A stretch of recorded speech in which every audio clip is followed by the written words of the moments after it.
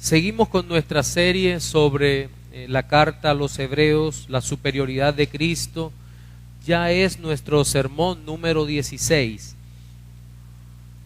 Y hemos estado hablando sobre el tema de Jesús como sumo sacerdote. Y es la tercera parte de ese tema dentro del gran tema de la superioridad de Cristo. Jesús, el sumo sacerdote. Ya habíamos visto al inicio de este tema maravilloso que había el escritor en el capítulo 5. Hoy vamos a leer en el capítulo 5 también, desde el versículo 7 hasta el 10. Téngalo allí abierto. Pero quería decirle que ya el autor había presentado un contraste entre el sacerdocio aarónico y el sacerdocio de Cristo. Y el sacerdocio de Cristo, si usted recuerda, en el último de los versículos que leímos hablando en Hebreos, es decir, Hebreos capítulo 5, versículo 6, habíamos cerrado con aquella orden por la cual Dios había constituido a Cristo sacerdote para siempre. Era sacerdote para siempre según la orden de Melquisedec. Y vamos a estar, en la medida que vayamos avanzando hasta el capítulo 7 del libro de los Hebreos, seguramente vamos a encontrar que esta orden de Melquisedec es una orden que aún muchos aspectos de ella permanecen en el misterio. En el misterio porque es una orden eterna, una orden sin genealogía, sin principio ni fin de días. Todo eso lo vamos a observar en la medida que vayamos avanzando en el sacerdocio de nuestro Señor Jesucristo. Y hoy quisiera enfatizar en el tema de la esperanza por ese sacerdocio, o la esperanza que ese sacerdocio produce en nuestra vida. Porque no hay nada que produzca mayor tranquilidad a los creyentes que entender que la obra de Cristo aseguró total y definitivamente nuestra redención y que nuestro sumo sacerdote sigue presentándose, intercediendo por nosotros cada día delante del Padre de manera eficiente, salvándonos y haciendo que perseveremos para la gloria de Dios en Jesucristo. Quiero que leamos el texto que les acabo de decir que leamos, Hebreos capítulo 5, desde el versículo 7 hasta el 10, donde vamos a encontrar muchas nuevas verdades maravillosas para nuestras vidas dentro del texto. Dice la palabra del Señor: Cristo en los días de su carne, ofreciendo ruegos y súplicas con gran clamor y lágrimas al que le podía librar de la muerte, fue oído a causa de su temor reverente. Y aunque era hijo, por lo que padeció, aprendió la obediencia.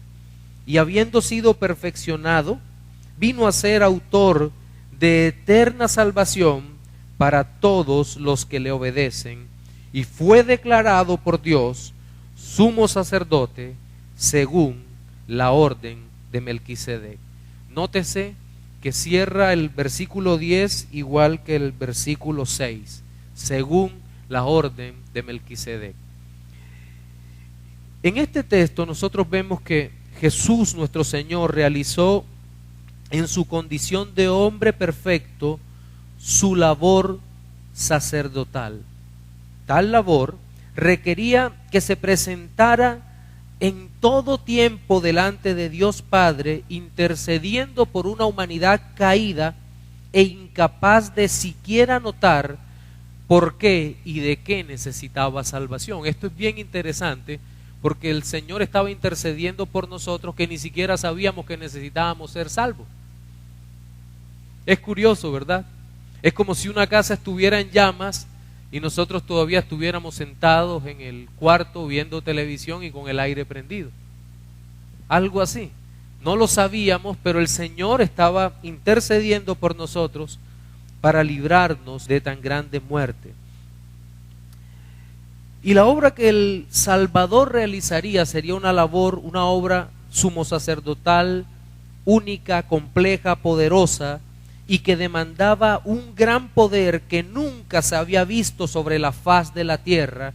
Y esta es la razón por la que primeramente vemos que el Hijo de Dios en los días de su carne ofrecería súplicas con gran clamor al que le podría librar de la muerte. Un segundo aspecto que necesitamos considerar en este pasaje y que no podemos pasar por alto es que la Escritura afirma que nuestro Señor, eso aparece por allá en el versículo 9, en su condición humana como sumo sacerdote, tendría que ser perfeccionados. Tendría que ser perfeccionado. Para realizar la obra que hizo, tenía que ser perfeccionado.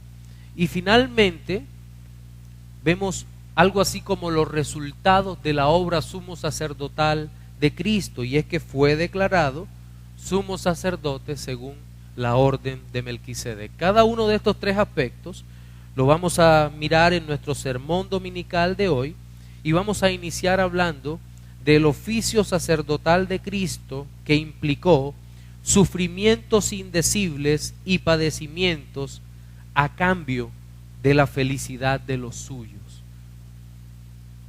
Sufrimientos, padecimientos, ruegos y súplicas a cambio de la felicidad nuestra como hijos de Dios.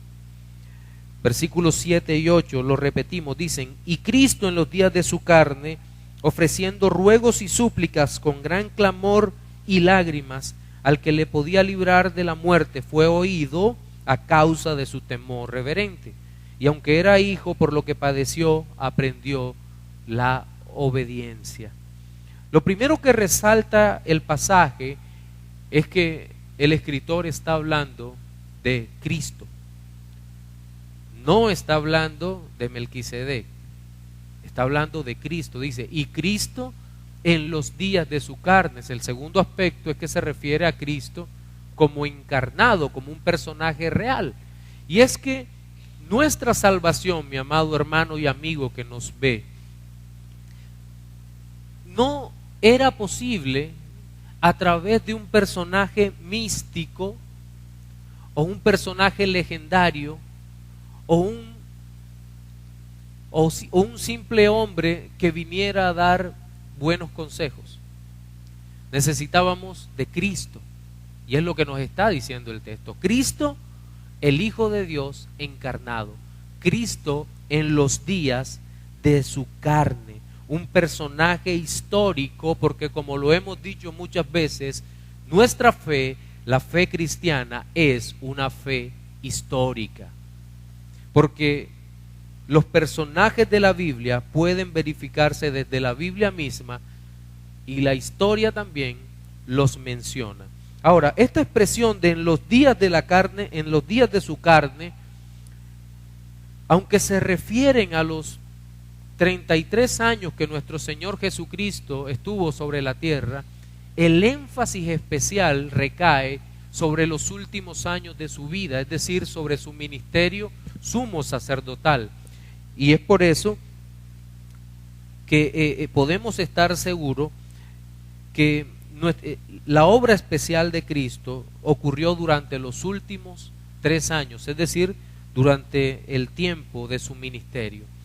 Pero no sobra decir también que todo este vaciamiento de Cristo, de hacerse hombre, no sé si usted recuerda la carta a los Filipenses, en donde nos dicen que Cristo se despojó a sí mismo, haciéndose obediente hasta la muerte y muerte de cruz. Pues bien, el hecho es que este vaciamiento de Cristo, hacerse hombre, es lo que los teólogos conocen como el estado de humillación del Señor. Y nosotros decimos, ¿por qué humillación? Pues es bastante claro.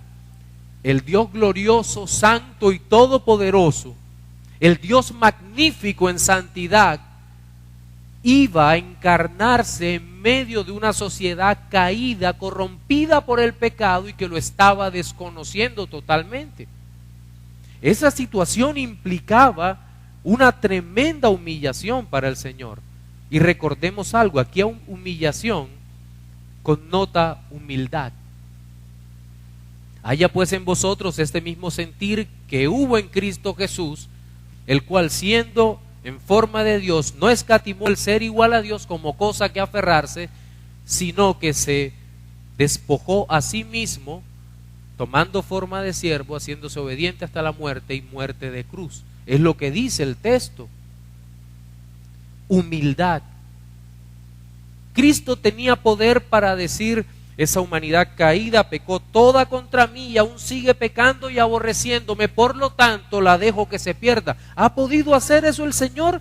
Sí, lo ha podido hacer. Él no tenía necesidad de salvarnos ninguna, pero en su amor, su gracia y su misericordia determinó desde antes de la fundación del mundo hacerse hombre y salvar a un pueblo en particular por razones que ni siquiera sabemos. Sabemos que el amor lo movió, pero todos estando en la misma condición no sabemos por qué lo hizo. Pero el hecho es que al hacerlo en los días de su carne, el Señor, haciendo su labor sumo sacerdotal, nos salvó. Pero es curioso que este pasaje también diga que el Señor en los días de su carne, ofreciendo ruegos y súplicas con gran clamor y lágrimas, al que lo podía librar de la muerte, fue oído a causa de su temor reverente. ¿Qué tipo de ruegos y súplicas ofreció nuestro Señor Jesucristo? Con toda seguridad no está hablando de todas y cada uno de los ruegos y súplicas del Salvador. Nuestro Señor Jesucristo se caracterizó por tener una vida devocional válida, verdadera, maravillosa. Su deleite era estar delante del Padre. Su deleite era presentarse delante de Dios en oración, orar, suplicar, clamar a Dios, encontrar respuestas en Dios. Pero estos ruegos y súplicas, con toda seguridad, lo que estaba en mente del autor y por lo que vemos de la relación bíblica, fueron dos eventos en particular de la vida del Salvador.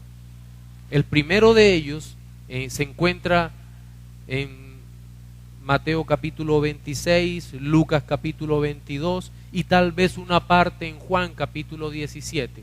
Los dos primeros que mencioné se refieren al huerto en Getsemaní. El segundo, Juan 17, se refiere a la oración sumo sacerdotal de nuestro Señor Jesucristo. Eso es el primer evento, hablando solamente. Pero también había o hubo un segundo evento y fue las rogativas u oraciones del Señor que se desarrollaron en la cruz del Calvario.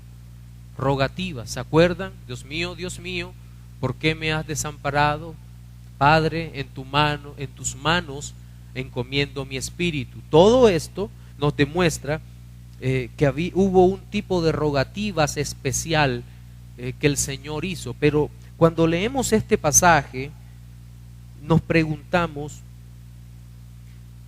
¿por qué estaba pidiendo el Señor en aquel momento, en el huerto, inicialmente? Lucas, el médico de los evangelistas, capítulo 22 del 39 al 46, si puede búsquelo para que me acompañe en la lectura. Lucas capítulo 22 versículos 39 al 46 dice de la siguiente forma: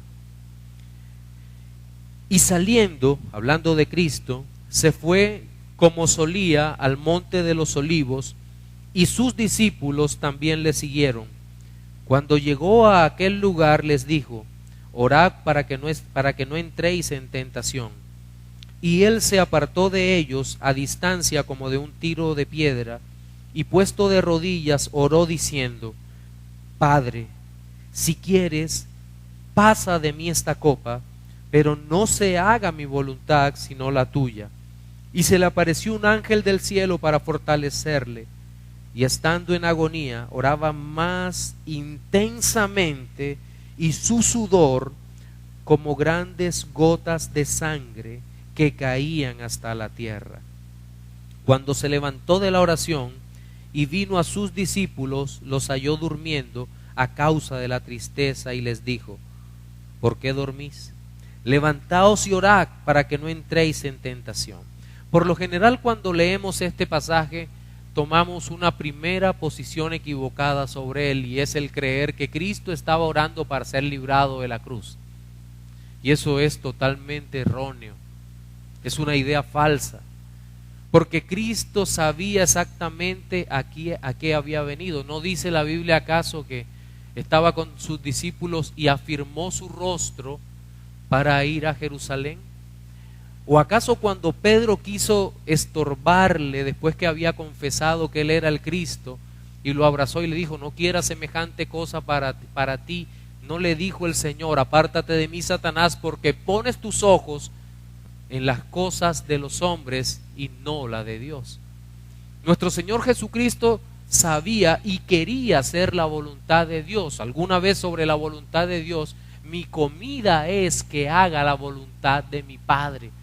Es decir, para el Señor, aunque fuera muy difícil, lo más deleitoso era hacer la voluntad del Padre. Entonces no podemos pensar simplemente que el Señor estaba allí orando para ser librado de la muerte. Hay una segunda posición sobre esto, y es que se trataba de un fuerte ataque satánico sufrido por el Señor en Getsemaní. Algo de eso es cierto. Estaba bajo una profunda tensión, muy probablemente causada también por todo lo que venía. Todos los infiernos se venían sobre él allí en Getsemaní. El médico Lucas describe aquella situación como sudando sangre, hematohidrosis, creo que se llama médicamente, que tiene que ver algo así cuando se revientan los vasos internos y creo que es en las suprarrenales, porque se mezclan con sudor y empiezan a caer en tierra grandes gotas de sangre. Algunas personas han experimentado eso, sobre todo condenados a muerte, ante la inminencia de lo desconocido para sus vidas. Nuestro Señor estaba pasando por una situación similar, y algunos han llegado a decir que Satanás no quería que Cristo fuera a la cruz del Calvario porque temía que eso ocurriera. Satanás no sabía lo que iba a pasar en la cruz del Calvario, y es un hecho muy cierto que aunque en aquel momento sufrió lo que sufrió, nuestro Señor Jesucristo no estaba orando para ser librado allí en ese momento de un ataque particular de la muerte sobre su vida. Entonces, ¿de qué es lo que está hablando el texto? Bueno, el versículo 7 dice que el Señor suplicó con gran clamor y lágrimas al que lo podría librar de la muerte. Y dice, fue oído a causa de su temor reverente. ¿Qué estaba ocurriendo allí? El Señor tenía claro que iba a pasar por la muerte física y jamás huyó a la muerte física. Pero había una segunda muerte, la muerte espiritual, que no era otra cosa que la separación del Hijo del Padre o del Padre del Hijo. Y en aquel momento toda la maldad del hombre iba a caer, bueno, más adelante iba a caer sobre él, sobre nuestro Señor en la cruz del Calvario, y eso implicaba una profunda tristeza. Lo que estaba pidiendo el Señor era que no fuese dejado en el estado de muerte espiritual, sino que fuese sacado o fuese tomado después del tiempo en que el Padre determinaría que ya su obra había terminado. Eso es lo que estaba pidiendo, o lo que estaba nuestro Señor Jesucristo suplicando en aquel momento. Y dice la Escritura que fue oído a causa de su temor reverente. El Padre Celestial escuchó la rogativa del Hijo. Y ciertamente, ¿qué pasó después que estuvo 3 horas expuesto nuestro Señor Jesucristo a toda la intensidad que debíamos pagar los redimidos eternamente en el infierno? El Señor aceptó el sacrificio y fue librado su alma, o fue librada su alma del resto del temor y del resto del dolor que iba a padecer. Fue oído a causa de su temor reverente. Pero luego dice el texto, y aunque era hijo, por lo que padeció, aprendió obediencia. Y esta parte es bien significativa porque preguntamos, ¿acaso el Todopoderoso tenía que aprender algo? La obediencia no vino intrínseca en el ser de Cristo cuando nació hacia el Padre siendo perfecto. Sí, todo eso es cierto. Pero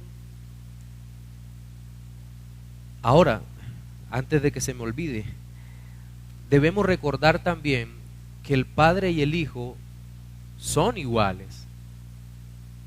El Hijo eterno es igual en dignidad, sabiduría, honor y en todos los atributos al Padre eterno. No hay ninguna diferencia. Pero al momento de encarnarse, vuelva usted al primer versículo y mire cómo empieza. Al versículo 7. Cristo en los días de su carne.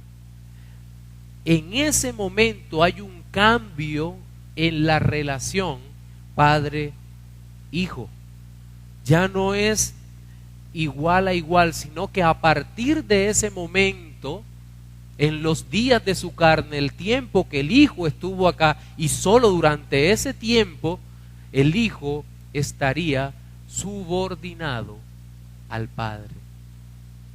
No antes, no después, solo durante ese tiempo. Y durante ese tiempo el Cristo de la gloria tuvo que ser obediente en todo, cumpliendo todos y cada uno de los mandatos que el Dios Todopoderoso le había encargado hacer. Y son muchos los textos que nos hablan sobre la subordinación, pero creo que este sería suficiente si no hubiera otros textos en la Escritura. Y aunque era hijo, mire eso, aunque era hijo, y qué bueno que la carta a los hebreos pone ese hijo con H mayúscula, o si lo voy a decir con mala ortografía, con I mayúscula. Y aunque era hijo, por lo que padeció, aprendió la obediencia. Cada una de las cosas que Dios le había dado que él hiciera. ¿Cuáles cosas? Cumplir la ley que él mismo había dado a Moisés, poniéndose en la misma posición que los demás hombres, y por lo tanto el Padre Celestial puso al Hijo, al Dios Hijo, en un pacto de obras. No para salvarse él mismo, porque él es el Cordero de Dios, el inocente, inmaculado, santo, santo, santo, Hijo de Dios, sino en un pacto de obras en donde el resultado final sería la salvación de su iglesia, de su pueblo, de aquellos que amó desde antes de la fundación del mundo. A eso se refiere exactamente la palabra de Dios, ponerse en un pacto de obras. La obediencia del Hijo, de la obediencia del Hijo dependía su salvación y mi salvación. Y esto va a tener un resultado en la forma como nosotros debemos vivir, pero de eso hablaremos en otro momento. Tenía que cumplir la ley, el Hijo de Dios, tenía que cumplir toda justicia y así experimentar la obediencia y sumisión total al Padre durante toda la vida. Eso se llama obediencia activa de Cristo, pero también veríamos un punto que es le podríamos llamar la máxima fe y confianza del Hijo expresada en la fidelidad del Padre. El Hijo sufrió las más dolorosas pruebas en Getsemaní y en el Calvario y murió. Y el Hijo entregó su espíritu y diciéndolo de alguna manera, entregó su vida. Pero luego dejó su confianza en que el Padre y el Padre por el Espíritu lo levantara de entre los muertos. Confianza total en su Padre. Confianza absoluta en el Padre. Una primera aplicación para este primer punto. Y es que en realidad la vida perfecta de nuestro sumo sacerdote es también un ejemplo de fidelidad al Padre. Es un ejemplo para nuestras vidas que debemos seguir y que nos lleva a que todos los creyentes corramos a los pies de Cristo y busquemos en Él todos los recursos de la fe, el amor y la esperanza que necesitamos para vivir en esta tierra. Así como el Hijo confió, nosotros, los hijos, por adopción, por la obra de Cristo, necesitamos confiar también. Pero también debemos considerar, en segundo lugar, que este proceso que vivió el Señor de aprendizaje, que fue doloroso para el varón perfecto, lo llevó a ser perfeccionado. Y aquí viene nuestro segundo aspecto de hoy, y es que el oficio sacerdotal de Cristo implicó pasar por un proceso de aprendizaje que culminaría con la obra en la cruz del Calvario. El Hijo de Dios, al entrar en la historia, no lo hizo de manera abrupta, encarnándose de manera mágica con un hombre como la edad de Adán, o como se veía Adán al momento de su creación, sino que dice la Escritura que lo hizo como todos y cada uno de nosotros. Nació de una mujer y creció como cualquiera de nosotros, pero sin pecado. Por allá el texto que se encuentra en Lucas capítulo 2, versículo 52 lo dice, ¿verdad? Que nuestro Señor Jesucristo crecía en sabiduría y en estatura delante de Dios y de los hombres, ¿verdad? Es lo que dice el texto. Un niño creció como nosotros, vivió como nosotros, pero sin pecado. Pero entonces surge la pregunta: ¿en qué fue perfeccionado nuestro Señor? Si Él ya era perfecto. Ante la ausencia de pecado ya era perfecto. Pues bien, el mismo versículo en la Nueva Versión Internacional dice: y consumada su perfección, llegó a ser autor de salvación eterna para todos los que le obedecen. Es decir, que aunque Cristo el Señor era perfecto cuando vino a la tierra y verdadero Dios, por su condición humana, aunque impecable, sufrió un proceso de crecimiento hasta llegar al momento de la conclusión de su obra en la cruz del Calvario. Esto nos debe recordar cómo fue creado el primer Adán. El primer Adán no fue creado malo, fue creado perfecto. Y dice, y vio Dios que era bueno. Y al final de toda la creación dice, y vio Dios que era bueno en gran manera. El primer Adán fue hecho perfecto, inocente, santo, pero iba a seguir creciendo en la perfección. El segundo Adán tuvo que pasar por un proceso similar de crecimiento, aunque era perfecto ya en todos los caminos. La palabra griega que se utiliza para perfeccionado es el término teleioteis, que tiene que ver con la finalización de un proceso de instrucción que para este caso tendría su punto culminante en la cruz del Calvario. La maduración de Cristo, el perfeccionamiento de Cristo tenía como propósito ser autor, vino a ser autor de eterna salvación. El Cordero de Dios que quita el pecado del mundo, el mejor Cordero que era escogido para ser sacrificado, el Cordero gordo, el más costoso y seguramente el más amado por la familia. ¿Recuerdan lo que pasaba con el Cordero? Lo llevaban a casa 4 días antes de de comer, de tomar la Pascua, ¿usted se imagina el cariño que sentirían los niños por ese cordero? Viéndolo hermoso, perfecto, era el mejor. Y luego el padre de familia aparecía con un cuchillo y decía: hijo, es el tiempo.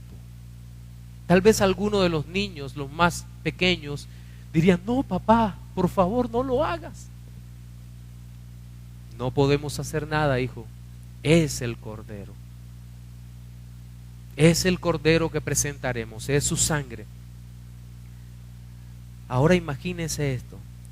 Cristo pasa por todo el proceso, sufre penalidades en medio nuestro, empieza a trabajar en medio nuestro, a ganarse la vida para alimentar su casa, seguramente después de la muerte de su padre adoptivo. Luego empezó el ministerio público de enseñanza, a predicar el evangelio, que era él mismo. Él es el evangelio, Cristo es el evangelio, y realizar la obra sumo sacerdotal, cumplir toda justicia, y como sacerdote hablar al Padre en su misma presencia. Y en este punto creo que hay un asunto de contraste que muestra la superioridad del sacerdocio del Hijo sobre todo el sacerdocio levítico, sobre los sacerdotes de Aarón, de arónicos o de la casa de Aarón. Y es que dice la Escritura que Él vino a ser autor de eterna salvación. La salvación provista siempre ha sido dada por Dios, pero en el antiguo pacto era orden perpetua del Señor que los sacrificios fueran constantes. Por lo tanto, no podríamos hablar jamás de una salvación perpetua y eterna en el antiguo pacto. Cada año, el día de la expiación, se repetían una y otra vez los sacrificios, recordándonos los pecados. Y dice la misma carta a los hebreos que los sacrificios no podían quitar el pecado, eran moralmente neutros. Toda la creación había caído con el hombre, pero esos pobres animalitos no tenían conciencia del bien y del mal, solo eran una figura del que habría de morir en la cruz del Calvario. Y los mismos sacerdotes de la casa de Leví tenían que presentar sacrificios por ellos mismos para entrar luego y presentar sacrificios por el pueblo. Todo dependía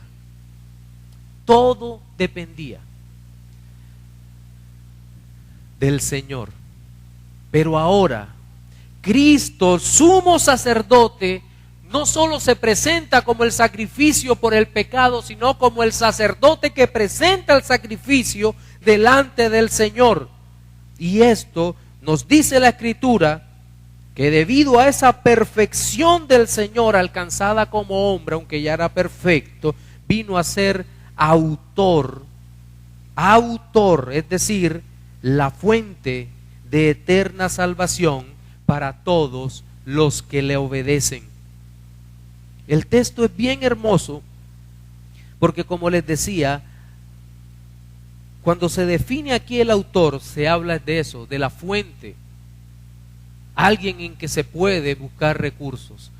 Y en esta parte, mis amados hermanos, bautistas, reformados en general, quiero que tengamos mucho cuidado con lo que decimos, porque es totalmente cierto, es verdad, no es mentira, que en el decreto eterno del Dios Todopoderoso está escrito que Cristo es el Salvador, la fuente de la salvación, y que el número de los elegidos es inamovible. Juan lo vio y la Biblia expresa con un número simbólico en Apocalipsis 144,000 sellados como señal de perfección, pero nosotros no lo vemos así desde la tierra. ¿Qué es lo que vemos desde la tierra y lo que cuando prediquemos, queremos que todos vean. Queremos que vean la fuente de la salvación abierta a todos. Seguramente todos no serán salvos, pero queremos en nuestra predicación que todos vean a Cristo y decirle a los que están en delitos y pecados: he aquí, la fuente de la salvación está abierta hoy. Ven, corre a los pies de Cristo, arrepiéntete. Cristo puede limpiarte con su sangre, puede salvarte. Eso es lo que le queremos decir. Que miren al autor de eterna salvación. Pero es que el versículo no cierra así. Dice: para todos los que le obedecen. ¿Quién puede obedecer a Cristo? Sin la obra de Cristo nadie puede obedecer a Cristo. Sin la obra del Espíritu de Dios nadie puede obedecer a Cristo. El arrepentimiento es un don dado por el Espíritu Santo. La fe es un don dado por el Espíritu Santo. De tal manera que para obedecer a Cristo necesitamos de Cristo mismo. Por lo tanto, la obediencia es una clara muestra de que Cristo está obrando en nuestra vida. Nadie tiene excusa. No puedo obedecer porque soy débil, porque esto es muy fuerte. No. Si eres verdadero creyente, la obediencia será una marca de tu conversión. Soy muy joven, por eso me cuesta obedecer a mi padre. Soy muy viejo, por eso ya no obedezco a nadie. ¿Contrastes de la misma rebelión? Soy una esposa joven que no he aprendido, por lo tanto no me sujeto a mi esposo. Soy una esposa anciana que ya no aprendo, por lo tanto ya no obedezco a mi esposo. Soy un varón que aunque quiero obedecer al Señor, mi debilidad me gana. No tenemos excusa. Si Dios está obrando en nuestra vida, debemos ser obedientes. No somos obedientes para ganar los cielos ni la salvación, como lo dice la Iglesia Católica Romana o alguna fracción extrema del arminianismo. No somos obedientes para esto, ni tampoco somos obedientes para mantener la salvación. No, somos obedientes porque la obediencia es un fruto del carácter regenerado del hombre nuevo, del hombre que ha sido salvado. Somos obedientes porque en toda la Escritura nos dice, si nos vamos a la carta de Santiago, vamos a encontrar que la fe sin obras es muerta. Eso es obediencia. ¿Tienes fe? Muéstrala. Sé obediente al Señor. ¿No lo dice también la carta a los Efesios? Ese maravilloso escrito que nos habla sobre la predestinación y las riquezas en la gloria de Dios o para la gloria de Dios. ¿No nos dicen que las obras que hacemos los creyentes, Dios las preparó de antemano para que anduviésemos en ellas? Si es así, entonces la obediencia es el resultado lógico, obvio, de nuestra fe en Jesucristo.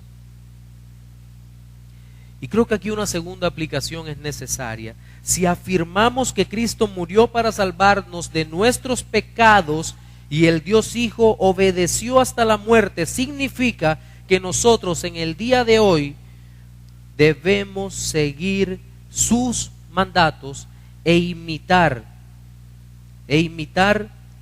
al Señor en todo lo que Él hizo. Naturalmente, en todo lo relacionado con la obediencia al Padre.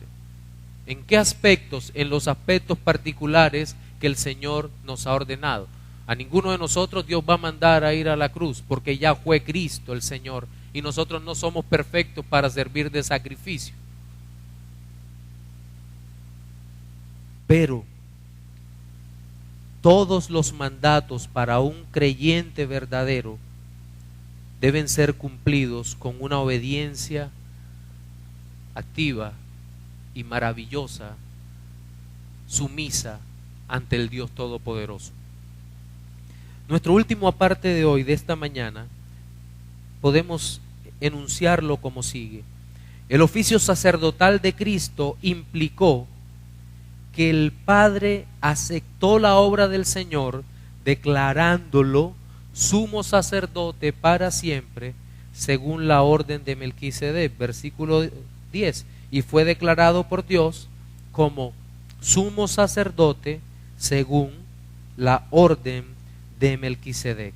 En este pasaje, en este versículo, podemos observar el beneplácito del Padre eterno que se complace en el Hijo eterno al proclamarlo sumo sacerdote según el orden de Melquisedec. Observemos el contenido de esta doble conclusión. Primero es el resultado de la obra perfecta del Hijo ante el Padre. El Hijo encarnado, aunque seguía siendo perfecto Dios en todo, pero en condición limitada por la humanidad, nuevamente en los días de su carne, debía obtener todo lo que desde la eternidad se había propuesto, es decir, cumplir la ley, mantenerse en perfecta comunión, vencer la tentación, ser obediente hasta la muerte en la cruz y luego entregarse a la obediencia y confianza suprema, dejando que el Padre por su Santo Espíritu lo levantara de entre los muertos. Ya esto lo habíamos visto. Todo esto se cumplió a plenitud en el Salvador como resultado de aquella obra maravillosa e inigualable que dice la Escritura. ¿Recuerdan ustedes también en Filipenses, que dice la Biblia, en Filipenses capítulo 2, que Dios le exaltó hasta lo sumo y le dio un nombre que es sobre todo nombre, para que en el nombre de Jesús se doble toda rodilla de lo que están en los cielos, en la tierra y debajo de ellos? Esto tiene toda la relación con este pasaje que habla sobre la declaración de Cristo como sumo sacerdote según la orden de Melquisedec. Cristo fue exaltado hasta lo sumo, hasta el lugar en donde no se puede exaltar más, y fue exaltado luego de resucitar de entre los muertos, pero fue exaltado en su condición humana. Cristo lo había dejado todo, pero ahora lo estaba recuperando todo lo que había dejado, pero aún más. Ahora llevaba consigo a un pueblo redimido por su sangre y se lo presenta al Padre Celestial y dice: este es el pueblo que ha sido redimido de toda lengua, tribu, raza y nación para ti, para que te adore. Eso es lo que estaba haciendo el Señor.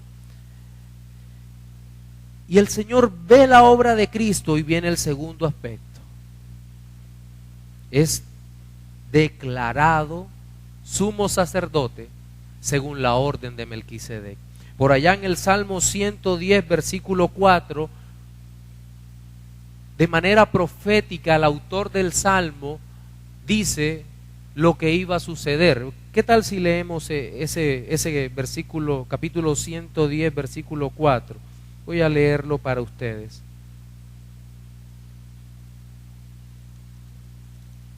(110:4).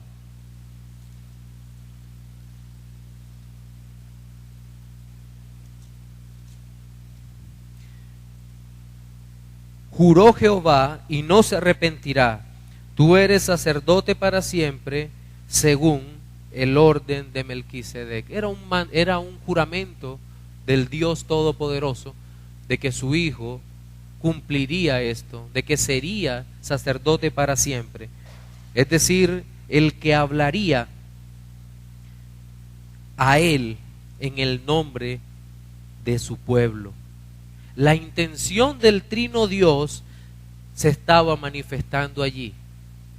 Pero esta declaración en particular, lo que está diciendo es: lo que tú hiciste, Cristo, merece toda la alabanza. Por lo tanto, Dios lo rotula. como sumo sacerdote. Y es bien curioso que cuando el apóstol Juan tiene aquella maravillosa visión en la isla de Patmos, en el primer capítulo del libro de Apocalipsis, al momento de darse vuelta y justo después que es levantado por el Señor, porque de aquella impresión había caído también como muerto, viera al Señor Jesús vestido con ropas sacerdotales, reales sí, como rey sí, pero también como sumo sacerdote, con vestiduras blancas y un cinto de oro que le ceñía. Esta visión claramente concuerda con todo lo que la palabra de Dios ha dicho sobre la obra cumplida de Cristo a nuestro favor. Y esto también concuerda con lo que nosotros, y que sirva esto como aplicación, lo que nosotros podemos creer y confiar en nuestro sumo sacerdote. ¿No dice acaso, y no lo leímos ya, que no tenemos un sumo sacerdote que no se compadezca de nosotros, sino que uno que fue tentado en todo, pero sin pecado? Y la Biblia nos invita y nos dice: acercaos confiadamente al trono de la gracia para que obtengáis ayuda y oportuno socorro. Y creo que esta es la invitación que el Señor nos hace cuando podemos entender lo que significa para el pueblo de Dios, para la iglesia, el hecho de que Cristo fue declarado por Dios sumo sacerdote para siempre, según la orden de Melquisedec. En nuestro sermón dominical de hoy vimos 3 aspectos relacionados con nuestro gran sumo sacerdote, Jesucristo, y fueron los siguientes. El primero, el oficio sacerdotal de Cristo implicó sufrimientos indecibles y padecimientos a cambio de la felicidad de los suyos, versículos 7 y 8. Segundo, el oficio sacerdotal de Cristo implicó pasar por un proceso de aprendizaje que culminaría con la obra en la cruz del Calvario, versículo 9, en donde dice que nuestro Señor vino a ser autor de eterna salvación para todos los que le obedecen. Y finalmente vimos que el oficio sacerdotal de Cristo implicó que el Padre aceptó la obra del Señor, declarándolo sumo sacerdote para siempre, según la orden de Melquisedec. Reflexiones finales para los no creyentes. Amigo, el único que te puede librar de la muerte eterna es Jesucristo, el sumo sacerdote. No hay otro ser en el universo que te pueda salvar.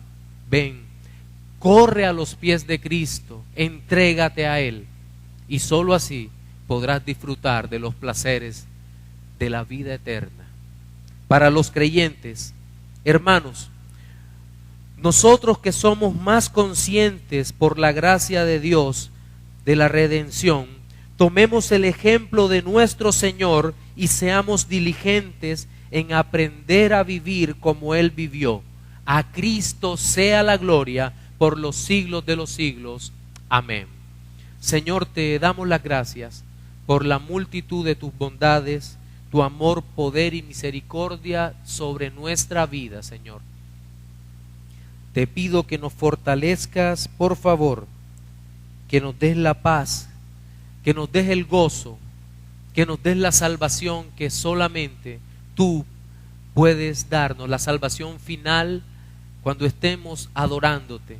Ayúdanos a anhelar cada día más tu presencia y el momento del encuentro contigo. Señor, que vivamos de tal manera que estemos afianzados en nuestra vocación y en nuestra profesión.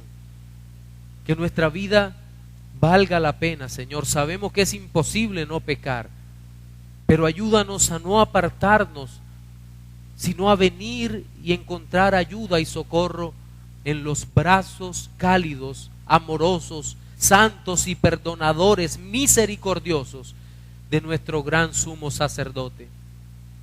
Oh Señor, ayúdanos a serte fieles, ayúdanos a vivir para ti. Cambia, transforma nuestro corazón para darte gloria, honra, honor y alabanza, Señor. Ayúdanos, Señor. A ti la gloria, a ti la honra, a ti la alabanza, Señor, por los siglos de los siglos. Amén.